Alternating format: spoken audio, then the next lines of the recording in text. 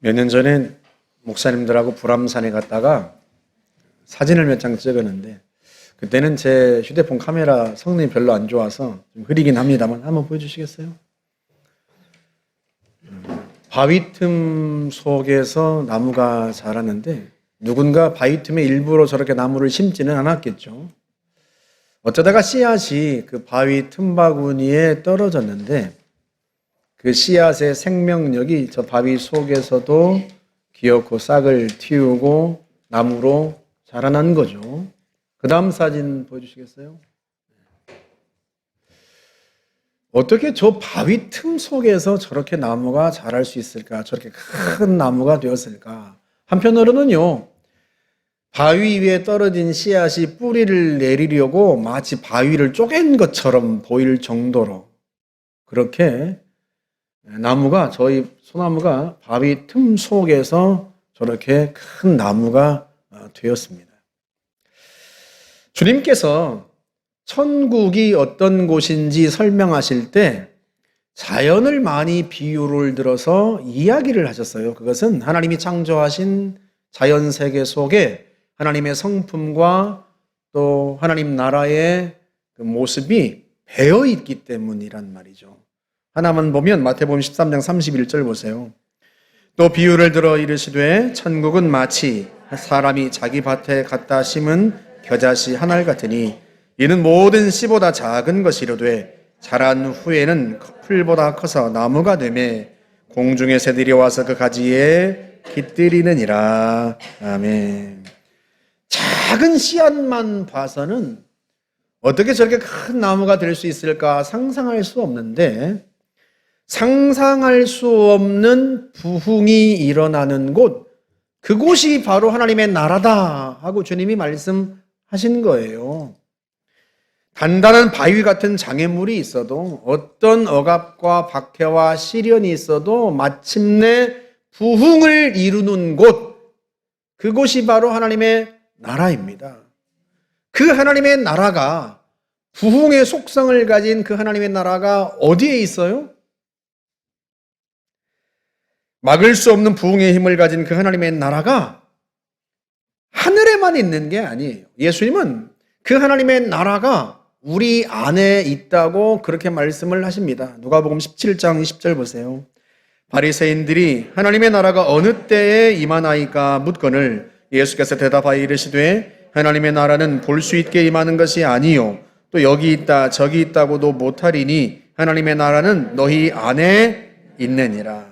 사람들은 하나님의 나라를 죽어서 가는 곳 또는 종말 때야 임하는 곳으로 생각하는 경향이 있어요. 그런데 예수님은 하나님의 나라는 이미 우리 안에 와 있다고 그렇게 말씀을 하세요. 예수를 믿은 사람들 속에, 예수를 믿은 사람들이 사는 삶의 현장 속에 이미도 하나님의 나라가 와 있다. 그렇다면 그 하나님 나라의 속성인 부흥 역시도 우리의 삶의 현장 속에서 일어나지 않겠습니까?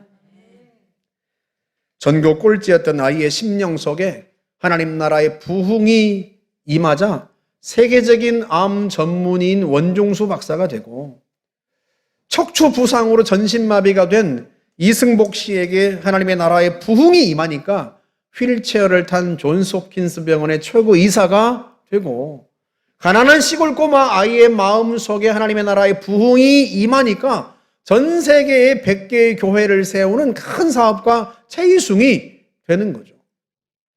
그렇다면 그 하나님 나라의 부흥의 역사가 우리에게 일어나는 원리가 뭘까? 어떻게 그 부흥이 우리의 인생 속에 일어나는 것일까? 그 부흥의 원동력은 무엇일까? 성전 미문에 앉아있던 장애인이 걷게되는 기적이 일어나자 사람들이 몰려듭니다. 베드로는요, 이때다 하고 그들에게 설교합니다. 너희가 생명의 주를 죽였다. 그러나 하나님이 그를 죽은 자 가운데서 다시 살리셨다. 우리가 그 증인이다. 우리가 부활의 증인이다. 너희가 모르고 그런 일을 했으니, 그러니 너희가 하나님이 보내신 그리스도를 십자가에 매달아 죽인 그 죄를 지금 회개하여라. 하고 설교를 합니다. 그렇게 설교하고 있을 때 대제사장들과 성전 경비대장이 들이닥쳐서 베드로와 요한 이 두 사도를 체포합니다. 사도행전 오늘 본문 1절에 3절 다시 한번 볼까요? 사도들이 백성에게 말할 때에 제사장들과 성전 맡은 자와 사두개인들이 이르러 예수 안에 죽은 자의 부활이 있다고 백성을 가르치고 전함을 싫어하여 그들을 잡음에 날이 이미 저물었으므로 이튿날까지 가두었으나 그러나 그 다음 절 4절 보세요. 말씀을 들은 사람 중에 믿는 자가 많으니 남자의 수가 약 5천이나 되었더라. 사도들은 감옥에 갇혔지만 사람들은 사도들이 체포되어 가는 것을 보았지만 그럼에도 불구하고 베드로가 전한 설교를 그날 들은 사람 중에 믿는 자가 많았다는 거예요. 남자만 5천 명이나 되는 사람들이 예수를 믿은 거예요. 어떻게 이런 일이 일어날 수 있을까? 쉽게 말하면 담임 목사가 설교하다가 경찰에 붙잡혀 갔는데 교회가 부흥하는 거예요. 목사들이 설교하다가 감옥에 붙잡혀 갔는데 사람들이 회개하고 교회로 돌아오는 거예요. 이건 특이한 현상 아닙니까? 일반적으로는 어느 공동체든 지도자를 중심으로 번성하고 부흥한단 말이죠. 여러분, 가정도 부부가 든든히 서 있어야 그 가정이 평화롭고 가정이 번성하는 거예요. 기업도 CEO가 중심을 잘 잡고 있어야 그 기업이 성장하고 부흥합니다. 부부가 중심을 잡고 있지 못하면 가정이 흔들리고요. 기업의 CEO가 중심을 잡고 있지 못하면 기업이 번성하기가 어렵단 말이죠. 그런데 교회는 사도들이 붙잡혀 갔는데 사람들이 교회로 몰려오고 사람들이 예수를 믿는 일들이 일어나는 거예요. 어떻게 이게 가능할까? 어떻게 이런 일이 일어났을까? 그 해답이 베드로가 종교 지도자들 앞에서 했던 설교 속에 있어요. 베드로가 설교합니다. 너희가 만일 이 사람이 어떻게 낫게 되었는지 우리에게 묻는 것이라면 너희는 분명히 알아라. 너희가 십자가에 못 박아 죽인 예수를 하나님이 다시 살리셨다. 예수께서 부활하셨다. 부활하신 예수, 살아계신 예수의 이름이 이 사람을 낫게 한 것이다. 그리고 그 다음 11절 말씀 보세요. 이 예수는 너희 건축자들의 버린 돌로서 집 모퉁이의 머릿돌이 되었느니라. 다른 이로서는 구원을 받을 수 없나니 천하 사람 중에 구원을 받을 만한 다른 이름을 우리에게 주신 일이 없음이라 하였더라. 집 모퉁이의 머릿돌이 뭡니까? 그 당시 이스라엘은요, 보통은 돌로 집을 지었어요. 자연석이나 벽돌로 쌓아가지고 집을 지었는데 담을 만들고. 그런데요, 건물 내 귀퉁이에, 내 모퉁이에 그 건물을 떠받치는 기둥을 떠받치는 돌을 먼저 깐단 말이죠. 그 기초석을 주춧돌 또는 모퉁이에 세웠다 해서 내 모퉁이에 세웠다 해서 모퉁이돌, 머릿돌이라고 그렇게 부릅니다. 그 주춧돌이 단단해야 집이 튼튼하게 세워지는 것이고 무너지지 않는 거예요. 우리 그림 한번 보여주시겠어요? 우리는 다 목조 건물로 지었죠? 나무로 지었단 말이죠. 나무로 집을 지을 때도 건물의 내 모퉁이에 저렇게 단단한 모퉁이돌을 세워놓고 박아놓고 그 위에다가 건물 기둥을 세우는 거예요. 모퉁이돌로 하여금 건물 기둥을 떠받치게 하고 그리고 뼈대를 세운 다음에 집을 짓는단 말이죠. 저 모퉁이돌이 단단하고 튼튼해야 건물이 무너지지 않아요. 건물이 잘 세워진단 말이죠. 그런데 성경은 이 모퉁이돌 얘기가 참 많이 나옵니다. 우리 이사야서 28장 한번 보시겠어요? 그러므로 주 하나님께서 이렇게 말씀하신다. 내가 시온의 주춧돌을 놓는다. 얼마나 견고한지 시험하여 본 돌이다. 이 귀한 돌을 모퉁이에 놓아서 기초를 튼튼히 세울 것이니 이것을 의지하는 사람은 불안하지 않을 것이다. 아멘. 하나님이 친히 놓으신 이 주춧돌 주춧돌이 누구를 가리키는 것입니까? 예수 그리스도를 가리키는 것입니다. 지금 베드로가 그 말을 하고 있는 거예요. 너희 건축자들, 소위 하나님의 집을 세운다고 말하는 너희 종교 지도자들이 예수를 버리고 십자가에 못 박아 죽이지 않았느냐. 그런데 그 예수께서 바로 하나님이 세우신 모퉁이 돌이다. 하나님의 집에, 하나님 나라의 모퉁이 돌이 바로 그 예수 그리스도이시다. 너희가 그 예수를 죽였으나 성부 하나님께서 그 예수를 다시 죽음 가운데서 일으키시고 그 예수를 하나님의 나라에, 하나님의 교회에 주춧돌로 삼으셔서 교회를 세우신 것이다. 하나님이 우리에게 주신 다른 주춧돌은 없어요. 다른 이로서는 구원을 받을 수 없나니 천하 사람 중에 구원을 받을 만한 다른 이름을 우리에게 주신 일이 없습니다. 우리의 영혼의 집이 세워지고 우리 인생의 집이 세워지는 주춧돌은 오직 예수님 한 분밖에 없어요. 그 당시 종교 지도자들이 예수님을 시기하여 십자가에 못 박아 죽였지만 오히려 그 사건은요, 예수님이야말로 우리 영혼의 주춧돌이고 우리 인생의 주춧돌임을 분명하게 드러내는 동기가, 계기가 되었습니다. 왜? 성부 하나님께서 십자가에 주신 예수 그리스도를 죽음 가운데서 다시 일으키신 거예요. 부활시키신 거예요. 살아계신 그 예수께서 우리 영혼의 주춧돌이 되어서 우리 인생을 구원하신 거예요. 우리 모두는 다 우리 영혼의 주춧돌이신, 우리 인생의 주춧돌이신 예수 위에 우리 영혼의 집을 다시 짓게 되었고 인생의 집을 다시 짓게 된 것입니다. 그래서 우리의 구원이 확실하고 그래서 우리의 인생의 부흥이 확실한 거예요. 왜? 예수님께서 죽음의 권세를 이기고 부활하셨기 때문이에요. 여러분, 사람들이 제일 두려워하는 게 죽음입니다. 마귀가 사람들이 두려워하는 이 죽음을 이용하여서 사람들을 죄짓게 만들고 자기 마음대로 휘두릅니다. 죽음이 두려워서 예수님을 버리고 달아나고, 죽음이 두려워서, 죽음의 위협이 두려워서 그 위협 앞에 굴복하여 나쁜 짓도 하고, 죽음이 두려워서 더 많이 움켜쥐고 더 많은 쾌락을 누리려고 살아갑니다. 더 많이 가지면, 더 많은 즐거움을 누리면 죽음의 그림자를 잊어버릴까 싶어서 사람들이 죽음이 두려워서 점점 더 세상의 쾌락 속으로 빠져드는 거란 말이죠. 그런데 예수께서 십자가에서 죽으셨다가 다시 부활하셨어요. 살아나셨어요. 그렇게 부활하심으로 말미암아 죽음을 이용하여 사람들을 휘두르고 있던 마귀의 권세를 무력하게 만든 것입니다. 우리 히브리서 2장 14절 말씀 보세요. 자녀들은 혈과 육에 속하였음에 그도 또한 같은 모양으로 혈과 육을 함께 지니심은 죽음을 통하여 죽음의 세력을 잡은 자 곧 마귀를 멸하시며, 피와 살을 가진 인간이 죽음을 두려워한단 말이죠. 그 죽음을 이용하여서 마귀가 사람들을 멸망으로 몰아넣어요.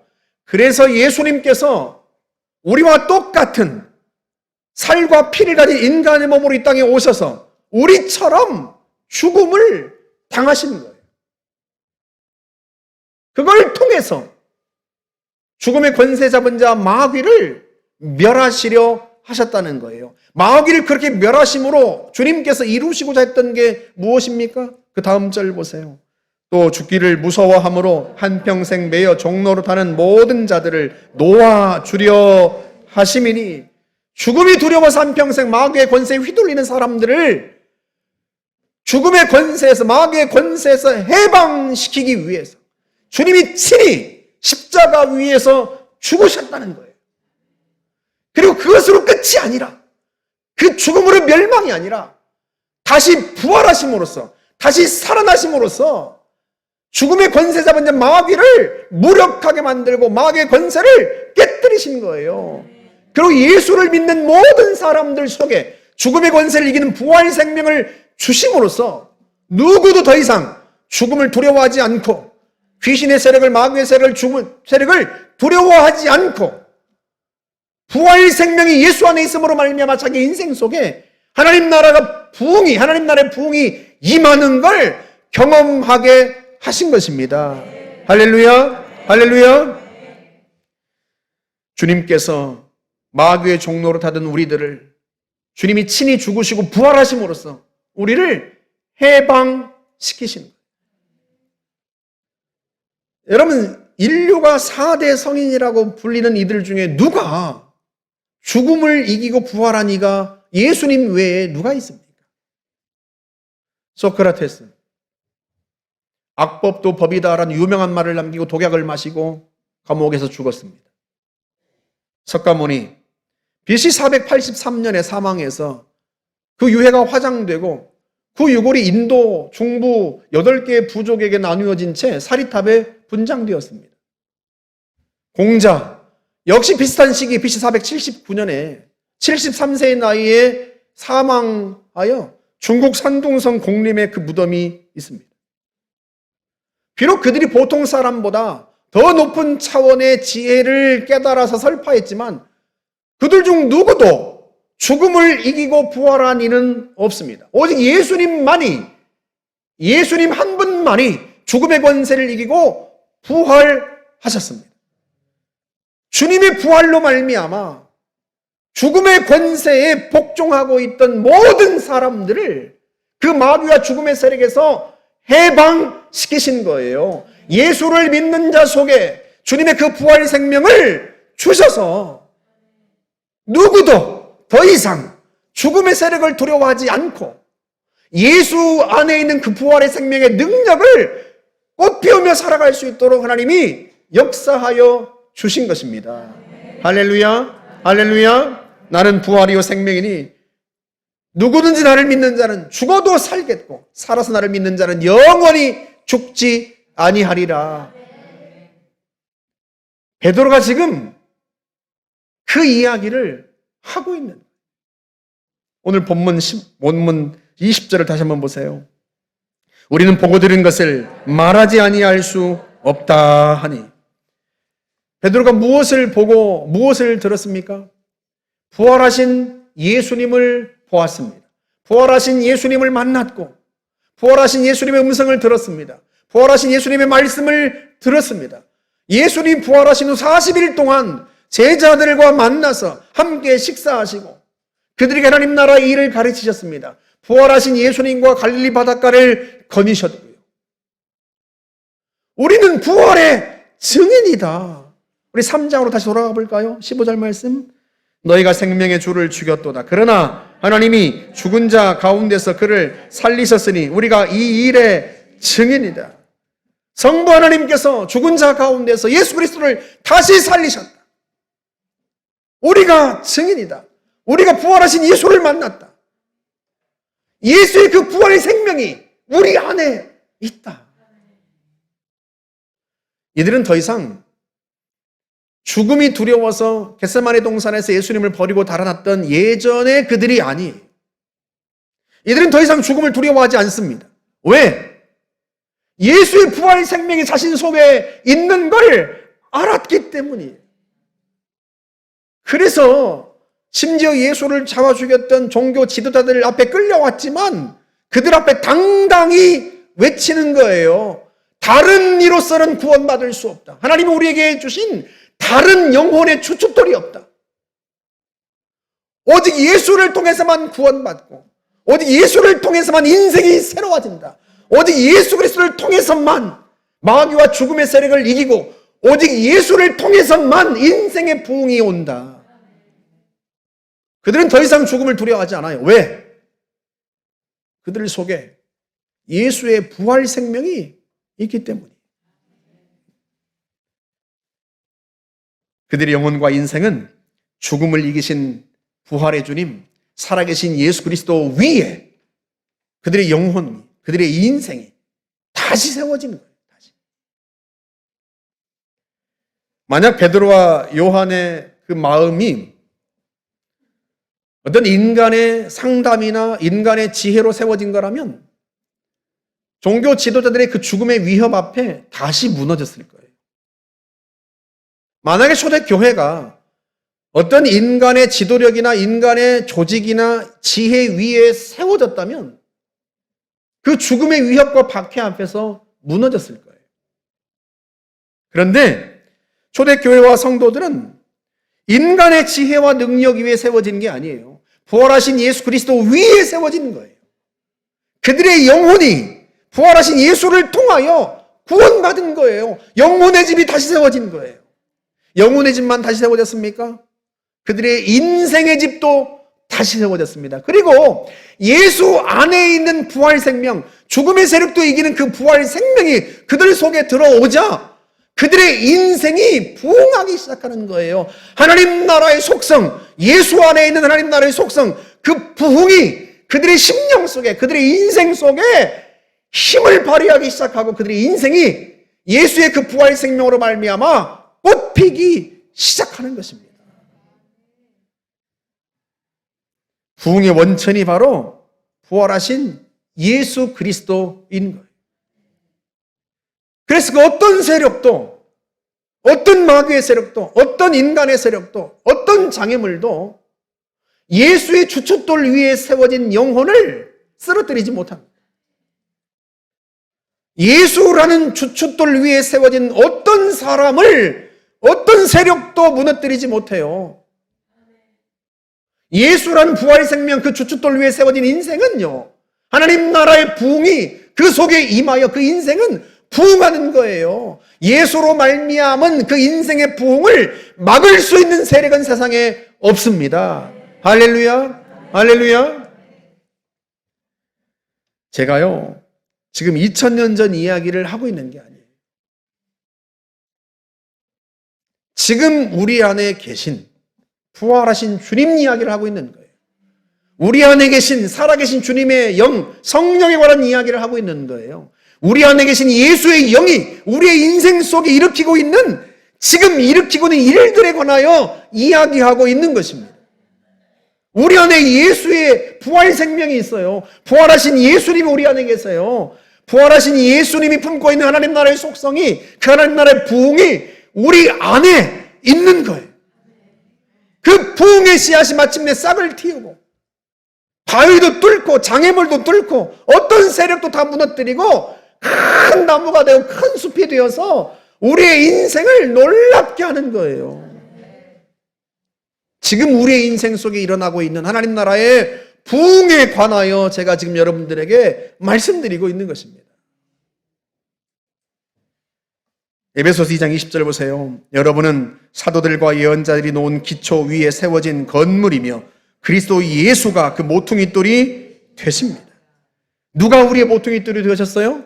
예수께서, 부활하신 예수께서, 살아계신 주님이 우리 구원의 모퉁이 돌이 되셨어요. 그래서 우리의 구원은 확실합니다. 부활하신 예수께서, 살아계신 주님께서 우리 인생의 모퉁이 돌이 되셨어요. 그래서 우리의 인생의 부흥은 확실합니다. 예수로 말미암는 우리의 인생의 부흥을 막을 수 있는 건 이 세상에 아무것도 없어요. 마귀의 세력도 이미 부활하신 주님께서 그 세력을 끝장내버리셨습니다. 어떤 마귀의 세력도, 어떤 세상의 세력도, 어떤 인간도, 그 누구도, 어떤 장애물도, 어떤 질병도, 어떤 장애도 우리 속에 일어나고 있는 하나님 나라의 부흥을 막을 수 없어요. 왜? 그 부흥의 원천은 예수 그리스도이시기 때문입니다. 할렐루야. 건대 사범대 교육공학과 오성삼 교수가 인천 송도고등학교 교장으로 부임했을 때 국민일보에서 이분을 인터뷰를 했어요. 근데 이분이 자기의 지나온 인생 스토리를 쫙 얘기를 하셨습니다. 초등학교를 졸업하고 120명을 뽑는 중학교에 들어가려고 시험을 쳤는데요. 그때 응시생이 122명이었답니다. 몇 명 떨어져요? 2명 떨어지죠. 자기가 121등을 했어요. 떨어졌어요. 그건 그분의 인생의 시련의 시작일 뿐이었어요. 대학에 들어가서도 대학 건물에서 쪽잠을 자면서 공부를 했고요. 그 추운 겨울날에 교문 앞에서 입시 시험지를 입시시험 예비고사 시험지를 팔고, 그때 그 교문에서 그 수희 아저씨한테 얼마나 모욕을 당했는지 지금도 그 모욕이 잊히지가 않는다.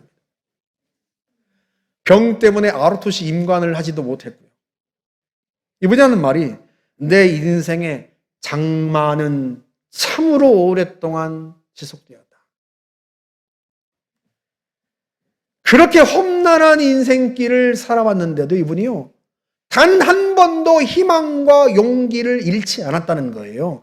그 이유를 이분이 이렇게 얘기했어요. 물에 젖은 성경책과 찬송과 한 권을 남기고 세상을 떠나신 아버지. 재봉틀에 의지해서 아들 셋을 홀로 키우는 고단한 삶 속에서도 새벽이면 언제나 단정한 모습으로 기도하시던 어머니.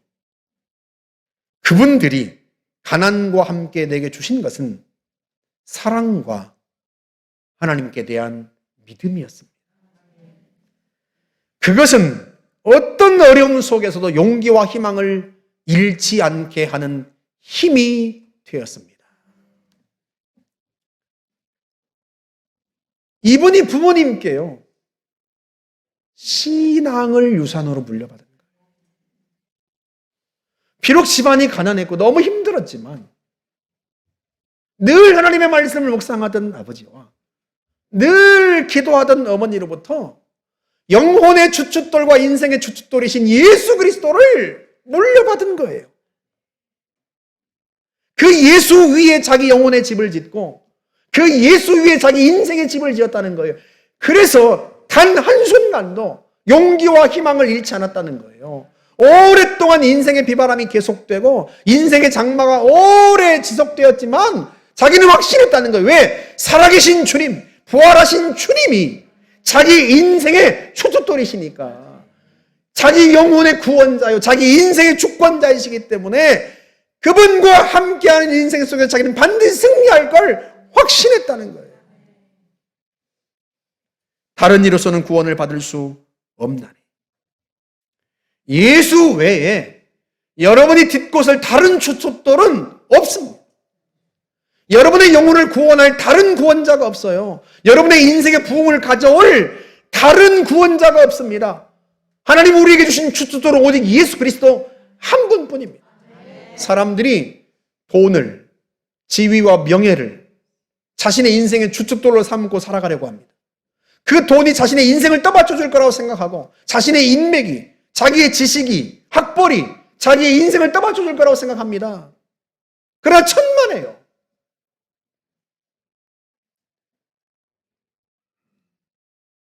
자기들을 떠받치고 있는 그 세상의 모든 주춧돌은요, 다 무너지고 부서지고 가루가 됩니다. 그 위에 세운 인생의 집은 무너지고요, 그 위에 세운 영혼의 집은 멸망합니다. 오직 예수님만이 우리의 영혼의 구원자요, 우리 영혼의 주춧돌이시고 오직 예수님만이 우리 인생의 주춧돌이세요. 부활하신 예수, 죽음도 이기시고 부활하신 예수께서 우리의 인생의 주춧돌이시기 때문에 우리의 인생 속에 그 하나님 나라의 부흥이 임하는 거예요. 저는 제 인생 속에서요, 그걸 체험적으로 알았어요. 제가 예수님을 만나고 제 영혼을 예수란 반석 위에 세우고 제 인생의 집을 예수란 반석 위에 세우를 결심한 날부터 지금껏 이 진리를 체험적으로 알았어요. 누군가에게 제 20대를 한 장면으로 묘사하라고 하면 아마도 저는 1988년 1월을 꼽을 거예요. 1년간을 아버지와 다투다가 결국엔 아버지가 항복하셨어요. 네가 하고 싶은 대로 해라. 그래서 신학교에 원서를 넣고 군산에서 장신대에 시험을 치려고, 그때 신학교가 다 후기였거든요. 1월 달에 군산에서 올라왔습니다. 그 좋은 1월 달에요, 시험 바로 보기 전날 올라와서 여관비 2만 원을 아끼려고 신문지 2개를 사서 장신대 후문에 이어진 아차산으로 올라갔습니다. 아차산 공원에 벤치에 가서 신문 한 장은 깔고 신문 한 장은 덮고 잠을 잤어요. 여러분 그 1월 그 추운 날에, 그것도 산인데, 산 밑인데 잠이 오겠어요? 아마 잠이 왔으면 그때 죽었을 거예요. 얼어 죽었을 거예요. 신학교에 입학하고 나서도요, 인생의 칼바람이 그치지 않았습니다. 신학교를 졸업하는 동안 7년간 하는 일이 없고, 하는 일도 안 되고, 되는 일도 없고, 도와주는 사람도 없고, 오죽하면 제 기도가 나를 위해 제발 기도할 수 있는 사람 한 사람만 보내주시면 안 되겠습니까? 아무도 도와주는 사람이 없고, 아무도 나를 위해 기도해주는 사람이 없고, 그래도요, 폐기력이 걸려서 피를 토하고 그런 어려움을 겪어서도요, 단 한 번도 의심하지 않았습니다. 나는 반드시 승리한다. 나는 반드시, 내 인생은 반드시 부흥한다. 어떤 장애물도 나를 쓰러뜨리지 못한다. 어떤 시련도 나를 넘어뜨리지 못한다. 왜? 내가 부활하신 예수 그리스도를 만났기 때문에, 살아계신 주님을 만났고, 내 인생이 그 예수님의 위에 세워졌기 때문에, 예수께서 내 영혼의 구원자이시고 예수님이 나를 부르셨고 내 인생의 집을 예수 위에 세우셨기 때문에 나는 반드시 부흥한다. 내 인생은 반드시 승리한다. 저는 여러분에게도 동일하게 말씀드릴 수 있습니다. 예수 위에 세워진 영혼은요, 무너지지 않습니다. 예수 위에 세워진 인생은요, 반드시 부흥합니다. 할렐루야. 밀치는 우리 막내 아들이 모의고사를 보고 와서 시험 성적이 너무 안 나왔는지 낙심이 돼가지고, 아빠, 제가 목표를 포기해야 될까 봐요. 낮춰 잡아야 될까 봐요. 그래요. 그래서 제가 불같이 화를 냈습니다.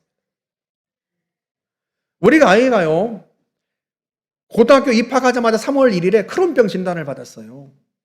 난치병 진단을 받았습니다. 지난 1년 동안요, 혈변과 설사를 하면서 얼마나 힘들었는지 몰라요. 그래서 제가 학교를 그만두라고 했어요. 일단 네가 살아야 되지 않겠냐. 학교를 그만두라. 대학은 얼마든지 시험 칠 기회가 많다. 그런데도 이 아이가 고집스럽게 학교를 다닌 거거든요. 그래서 제가 한 번도 성적이 안 나왔다고 혼낸 적이 없고요. 공부 안 한다고 혼낸 적이 없습니다.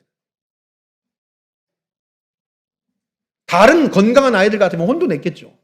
근데 이 아이가 워낙 그러니까 혼을 낼 수가 없었어요. 그런데 제가 그 한마디에는 제가 화를 냈습니다. 이후로 2번 다시 네 입에서 꺼내지 말아야 할 말은 포기라는 단어다. 아빠, 농담이에요. 농담에서 더 내가 화를 내는 것이다. 인간의 언어는 그 사람의 정신세계를 대변해 줍니다. 네 속에 포기하고 싶은 마음이 있으니까 농담으로라도 그 얘기가 나온 것이다. 예수 그리스도가 너의 주인이시다. 네가 비록 병을 앓지만 그럼에도 불구하고 너는 네 인생은 하나님 앞에 놀랍게 펼쳐질 것이다. 하나님이 너를 통해서 놀라운 일을 하실 거다. 네가 잠시 병을 앓는다고 해서, 네가 잠시 고난을 겪는다고 해서 네 인생이 무너진다는 뜻이 아니다. 오히려 이 질병을 통해 넌 더 높이 날아오르게 될 것이다. 하나님은 내 인생 속에 놀라운 일을 행하실 것이다. 예수 그리스도가 너의 주인이시다. 예수 그리스도가 너의 아버지이시다. 예수 그리스도가 너의 인생을 붙들고 계신다. 너는 반드시 승리하고 네 인생은 부흥한다. 그러니 2번 다시 포기란 단어를 네 입속에 꺼내지 마라. 시련이 우리를 무너뜨리는 게 아니에요. 질병이 우리를 무너뜨리지 못합니다. 장애물이 우리를 무너뜨리지 못해요. 왜? 우리의 영혼의 주인이 예수 그리스도이시기 때문에 그래요. 우리의 인생이 예수라는 반석 위에 세워졌기 때문입니다. 여러분은 분명히, 여러분의 인생 속에 분명히 하나님 나라의 부흥이 일어나고 여러분의 인생을 통해 하나님이 놀라운 일을 행하십니다. 그게 성경이 말하는 진리이고 수많은 사람들이 자기의 삶을 통해서 보여준 확실한 증거입니다. 왜? 부활하신 예수께서 우리 영혼과 인생의 주춧돌이 되셨기 때문에. 할렐루야. 할렐루야. 하나님 나라의 부흥을 꿈꾸세요. 하나님 나라의 부흥을 기대하세요. 그 부흥을 막을 수 있는 세력은 아무도 없습니다. 여러분 속에 계신 죽음을 이기고 부활하신 예수 그리스도를 의지하여 믿음으로 장애물을 뚫고 전진하여 하나님 나라의 부흥을 경험하시기를 주님의 이름으로 축복합니다. 주님의 이름으로 축복합니다. 우리 같이 한번 기도하겠습니다. 이 시간 함께 기도합시다. 주님, 제 안에 계신 예수께서 얼마나 큰 능력인지, 얼마나 놀라운 힘이신지 우리가 깨닫고, 그 주님 때문에 어떤 시련도, 역경도, 어떤 질병도, 고난도 나를 무너뜨리지 못하고, 내 안에서 일어나는, 내 인생에서 일어나는 하나님 나라의 부흥을 막을 수 없다는 것을 깨닫고 하나님 기도하겠습니다. 기대하겠습니다. 우리 인생 속에 하나님 나라의 부흥을 이루셔서 우리를 통해 영광 받으시고 여호와의 영광을 나타내시고 주의 이름을 드러내어 주십시오. 우리 같이 한번 기도합시다. 전능하신 하나님 아버지, 참으로 은혜를 감사합니다. 성령님 은혜를 감사합니다. 아버지 하나님, 죽음의 권세를 이기고 부활하신 예수 그리스도께서 우리의 구원자가 되시고 우리의 인생을 참으로 부활하신 예수의 반석 위에 다시 세워주시니 하나님, 그 은혜를 감사합니다. 하나님 아버지, 죽음의 권세를 이기고 부활하신 예수께서 우리 영혼의 주춧돌이 되시고 우리 인생의 주춧돌이 되셨기 때문에 하나님 나라의 부흥의 역사가 우리 인생 속에 일어날 것을 확신합니다. 그 어떤 세력도, 그 어떤 귀신의 세력과 마귀의 세력도, 그 어떤 세상의 세력과 인간의 세력도, 어떤 장애물도, 어떤 질병도, 어떤 시련과 고난도 우리 안에서 일어나는 하나님 나라의 부흥의 역사를 막을 수 없음을 확신합니다. 하나님 아버지, 부활하신 주님께서 우리 가운데 일으키시는 놀라운 부흥의 역사를 기대합니다. 꿈꿉니다. 기도합니다. 주님, 우리 가운데 행하여 주시옵소서. 하나님 아버지, 우리의 자녀들 속에, 우리의 가정 속에, 우리의 기업 속에, 하나님 우리의 교회 속에 하나님 나라의 부흥을 일으켜주시고, 하나님 이로 말미암아 우리의 삶이, 우리 인생이 살아계신 주님의 증거가 되게 하여 주옵소서. 부활하신 주님의 증인이요 증거가 되게 하여 주옵소서. 우리를 통하여 하나님 영광받아 주옵소서. 전능하신 하나님 아버지, 우리가 힘이 있는 것이 아니라, 우리가 능력 있는 것이 아니라 예수에게 능력이 있고 예수에게 힘이 있어 그 예수의 능력으로 말미암아 우리 인생 속에 하나님이 놀라운 부흥을 일으키시는 줄 믿사오니 주님을 기대합니다. 주님을 의지합니다. 우리 속에 하시는 예수의 역사를 기대합니다. 주님, 주의 나라를 이루시옵소서. 하나님 나라의 부흥을 이루시옵소서. 주의 영광을 나타내어 주시옵소서. 함께 하실 줄 확신합니다. 우리 다시 한번 기도하겠습니다. 예수의 이름으로 선포하며 기도합시다. 우리를 자꾸 낙심케 하고 좌절케 하는 더러운 사단의 세력들은 예수의 이름으로 떠나라 선포합시다. 우리 앞을 가로막는 질병과 장애물들은 예수의 이름으로 떠나라 선포하고, 우리의 자녀들과 가정을 어렵게 만드는 더러운 악한 영의 세력들은 떠나라 선포하고, 우리 믿음을 흔드는 어떤 세력도 다 예수의 이름으로 떠나라 선포하고, 예수의 이름으로 선포하여 더러운 사단의 세력이 떠나가는 줄 믿습니다. 이 시간 선포하며 우리가 기도하여 우리 부흥의 물꼬가 오늘 이 시간 확 터지도록 우리가 함께 선포하며 기도하겠습니다. 전능하신 하나님 아버지, 예수의 이름 우리에게 주신 권세, 예수 이름의 권세를 이 시간 선포합니다. 나사렛 예수의 이름으로 명령하고 선포하니 우리 앞을 가로막는 더러운 사단의 세력들은 지금 당장 떠날지어다. 우리의 마음을 좌절케 하고 우울하게 만드는 더러운 사단의 세력들아, 귀신의 세력들아, 나사렛 예수의 이름으로 당장 이 순간 떠날지어다. 떠날지어다. 질병의 세력들아, 나사렛 예수 이름으로 지금 이 순간 떠날지어다. 중독의 세력들아, 나사렛 예수 이름으로 지금 이 순간 당장 떠날지어다. 우리의 자녀들과 배우자를 흔드는 악한 영의 세력들아, 나사렛 예수 이름으로 지금 당장 떠날지어다. 우리 앞에 너의 장애물들과 가로막는 모든 악한 세력들아, 나사렛 예수 이름으로 지금 당장 파쇄될지어다. 지금 당장 떠날지어다. 전능하신 하나님 아버지, 오늘 이 순간 부흥의 물꼬가 엎어지게 하시고 하나님 나의 부흥의 역사가 하나님 우리와 자녀들과 배우자들과 가정 속의 기업 속에 교회 공동체 속에 일어나게 하여 주시기를 바랍니다. 소금의 권세를 부활하신 예수의 이름으로 명령하노니 사랑하는 성도들의 인생은 부흥할지어다. 부흥할지어다. 오 주님 감사합니다. 이루시니 감사합니다. 역사하여 주시니 감사합니다. 하나님 영광 받아 주옵소서. 주님 감사합니다.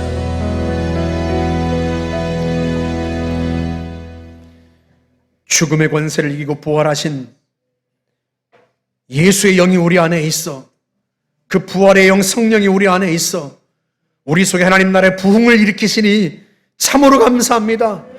예수의 영이 일으키시는 그 부흥의 역사를 막을 수 있는 권세는 세상에 아무도 없습니다. 그 어떤 장애물도, 그 어떤 시련도, 그 어떤 악한 영의 세력도 결코 우리 속에 일으키신 하나님 나라의 부흥을 막을 수 없는 줄로 믿습니다. 죽음의 권세를 이기고 부활하신 주님께서 우리 인생을 통하여 놀라운 일을 일으키실 줄 확신합니다. 그 예수의 이름을 의지하여 이 시간 선포합니다. 나사렛 예수의 이름으로 명령하니 더러운 악한 영의 세력들아, 지금 당장 우리에게서 떠나갈 지어다. 우리의 자녀들과 배우자를 괴롭히는 악한 영의 세력들아, 중독의 영들아, 죄의 세력들아, 음란의 영들아, 질병의 세력들아, 나사렛 예수의 이름으로 지금 당장 떠날 지어다. 떠날 지어다. 우리 앞을 가로막는 장애물들아, 예수의 이름으로 지금 당장 떠날 지어다. 길은 뚫릴 지어다. 이 시간 나사렛 예수 이름으로 명령하니 모든 질병의 세력들은 떠나갈 지어다. 더러운 암세포들은 예수의 이름으로 소멸될 지어다. 예수의 이름으로 신장은 건강해질 지어다. 예수의 이름으로 폐는 건강해질 지어다. 예수의 이름으로 무릎은 병아지는 관절은 디스크는 건강해질 지어다. 예수의 이름으로 어두운 눈은 열리고 밝기는 밝기 들을 지어다. 이 시간 나사렛 예수의 이름으로 명령하고 선포하니 우리의 마음을 우울케 하고 우리의 마음에 낙심을 주는 더러운 악한 영의 세력들아, 예수의 이름으로 명령하니 떠나갈 지어다. 떠날 지어다. 전능하신 하나님 아버지, 우리 가운데서 하나님이 일으키시는 놀라운 부흥의 역사를 막을 수 있는 세력은 없습니다. 하나님께서 우리 속에, 우리 인생에, 하나님 우리 가족 속에, 우리 교회 가운데 하나님 난 놀라운 부흥을 일으키시는 줄 확신나오니 하나님 아버지 마음껏 행하시고 하나님의 영광을 나타내어 주옵소서. 여호와의 살아계심과 주님의 살아계심을 우리 인생 속에 나타내어 주옵소서. 예수의 이름이 드러나게 하여 주옵시고 우리가 부활의 증인이요 예수의 이름의 증인이요 우리의 삶이 살아계신 주님의 증거가 되게 하여 주옵소서. 이루어질 지어다. 이루어질 지어다. 오 주님 감사합니다. 우리를 통해 큰 영광을 받아 주옵소서. 예수님의 이름으로 기도하옵나이다. 아멘. 우리 하나님 앞에 영광의 박수를 내드리겠습니다.